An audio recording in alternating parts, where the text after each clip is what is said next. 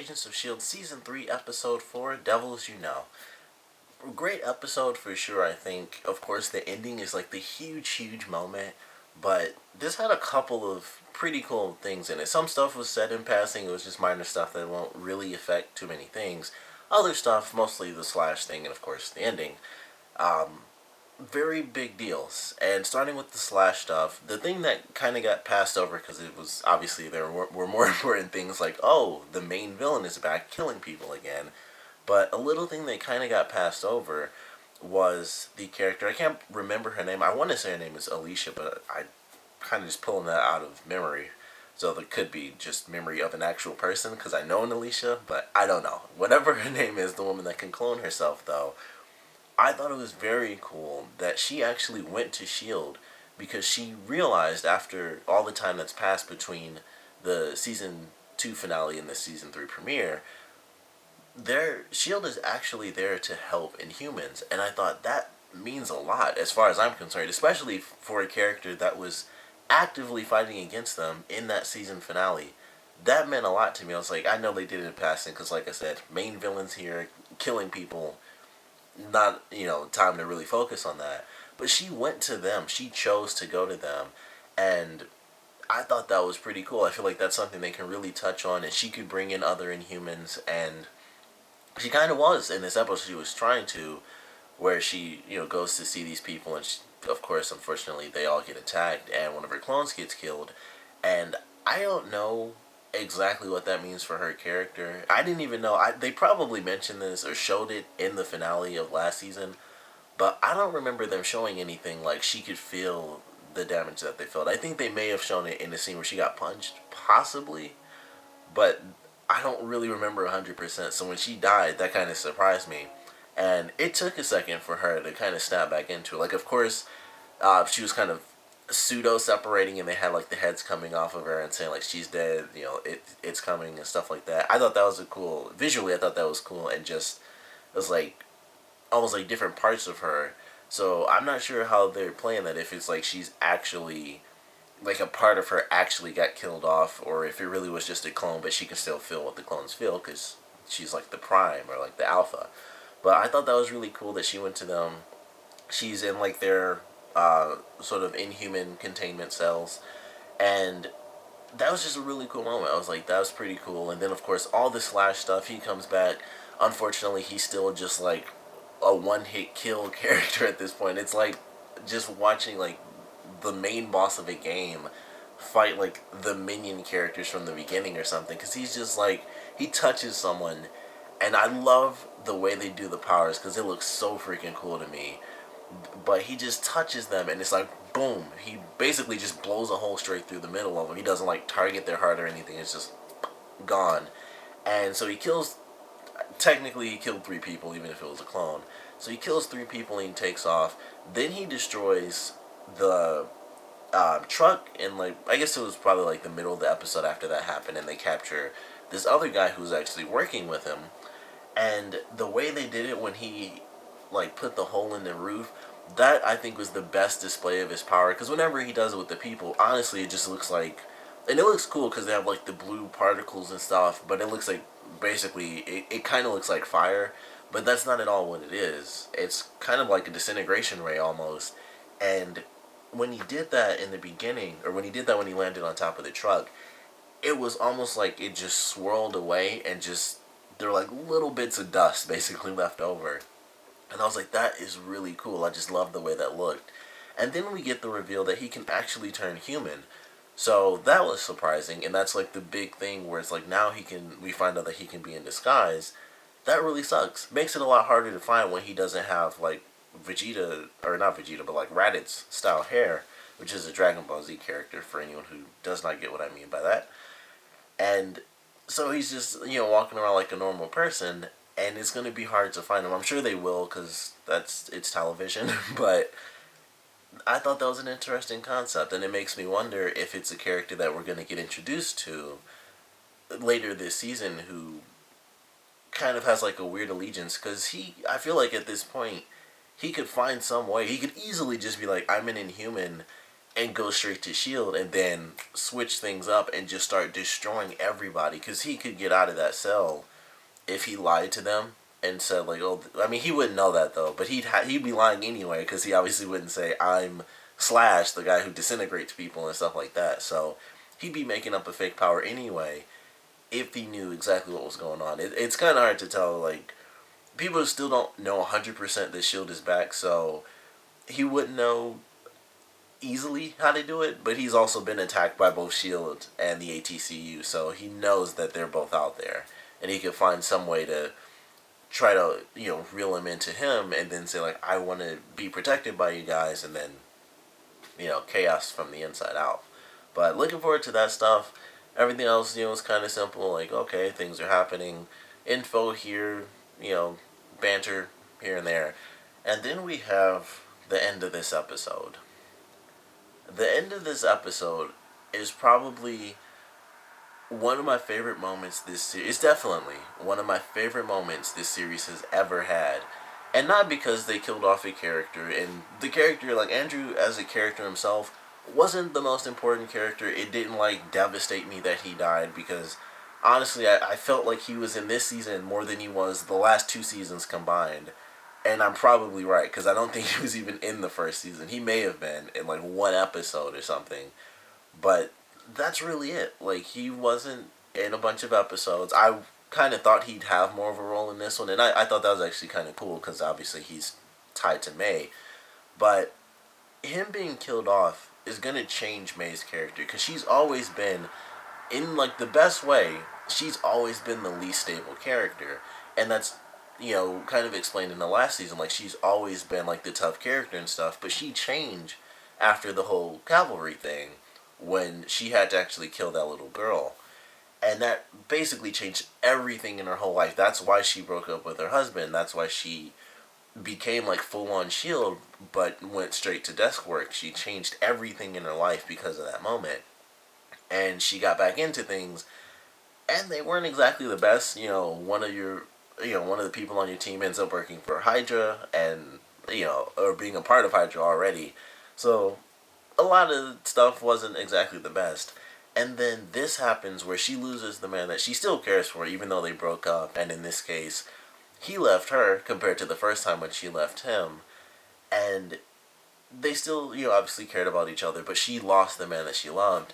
And not only did that happen, but it happened because of Hunter. And of course it's mostly because of Ward and him being, an evil character. But she's not going to see it that way, and I don't think anyone would, because Hunter was the one who had the option, and he didn't think about the fact that they can go after Ward, and he wanted to just take him down. His revenge for Bobby drove him to say, screw that. Like, I know they're going to kill him, basically, because he said, I'm sorry. He's like, I'm sorry, like, I can't stand here and let this guy get away. He was driven by that passion and desire to kill Ward. And he got a shot at him. Of course he didn't kill him, because that would have been insane if they actually killed Ward. But, he gets his shot in, but that's not good enough. He gets away. Hunter still has to go on this mission, and he's not going to have May to back him up. She's not going to kill Hunter, obviously, but she's probably going to attack him more than once. Like, I would not be surprised if she attacked him to the point where he was wounded, but she knew he wouldn't die. So I don't know what we're going to see with this character, with May's character, because she is now in a state of true instability, where she's not going to be, like, unstable, but keeping it together. She's going to be kind of messed up. And she was in a weird position because she was left by Andrew compared to when she left him. And I love the scene when they talk, where they finally meet up with each other after everything happened. And he's like, I'm sorry I did that. And she's like, I did it to you first, and it's fair. And I just love that scene, because it wasn't even bittersweet, but that's, like, the best term I could give it, because she understands, like, things just weren't 100%, and we still don't really know what happened. It was kind of just, like she said, you saw, the things with S.H.I.E.L.D. and you didn't like it, so you walked away. But that doesn't really make sense. I feel like there has to be something they haven't shown us, because he was involved with S.H.I.E.L.D. He knew what S.H.I.E.L.D. was when she was in it. He knows what's going on with the Avengers, like the whole planet does in the Marvel Cinematic Universe. So it's not like they could really have that much extra that he didn't know about. He was in the last season. I'm pretty sure he knew about the Inhumans, when that first started in the last season as well. So I don't know what it is that could have actually driven them apart. But I hope we do get an answer. I'm assuming we will get like an official answer as to what kind of took him away from May in this season or in between seasons. Unfortunately, he won't be there to tell the story or help reach sort of a happy ending with May. And May will also be driven. Like, I know she was not exactly on the greatest terms with Ward. No one is, of course. But even though she's going to have now a much stronger drive to kill Ward, just like Hunter, it's still going to be her versus Hunter a little bit. Like, it's going to be a little antagonistic between these two characters now. And it might be that way for a couple of other characters as well against Hunter because he made such a crazy decision when it's like he could die. Like Andrew, of course, and he did. Andrew could die right here. I'm hoping I'm saying his name right because I'm pretty sure it's Andrew. I'm hoping that's right. But I'm sticking with it now because I kept saying it. But Andrew could die right here. And then otherwise, the reverse of that would be Ward could die right here. Or which would definitely mean they both die. In every situation of Hunter going for his goal, Andrew would be killed. No matter what he did, if he actually got Ward, Andrew would be dead. If he didn't, which he didn't, Andrew would be dead and completely blown up. Like, that was a crazy scene. Honestly, I thought initially when they showed, like, feet on the ground and they showed the gasoline tank, I thought that Andrew, like, suddenly we got to see, like, this crazy, like, superpower version of this character that we thought was just a psychiatrist slash psychologist. And then we actually see that he died. And the reason I thought we were going to get a scene where he was actually totally fine and he, like, beat all these people up and killed a guy was because it didn't make sense to me that the whole tank was on the ground just pouring out gasoline. But I guess at the same time, why would they need the tank anymore? So I guess that makes sense where they would just drop it. But that also wouldn't leave a lot of gas. But I don't know. I mean, it made sense. It would have gone back and it would have blown up like it did. So I guess it does make sense. I was just thinking they would have actually poured it around the store. Because one tank, I can also say this, is not going to blow that entire building up like it did in the show. So there are a couple of things, but TV versus real life, you just got to deal with certain stuff. But it does suck to see this character go, but I'm really looking forward to what happens in this next episode because of this ending. Because I think it was so dramatic in a very different sense, because we never had it, not that I can remember from the past couple seasons, we've never had a moment where a character died because another character was like, screw this, I want revenge. It's always like, I couldn't save that person, or they saved me and they died, like in season 2 with Trip, saving Sky, or thinking he was saving Sky. Those are the only situations we've ever had, and in this case, it was just Hunter saying, you know what, ultimately, I mean, he was kind of saying he doesn't care. He's like, I'm sorry, I'm going to take off. Like, he just went, and it's just crazy. Like, it's hard. Like, I'm totally on May's side, to be completely honest, but either way, it sucks to see that happen, and he's gone for sure, unless that was just like a crazy switcheroo they're gonna pull, which I highly doubt it.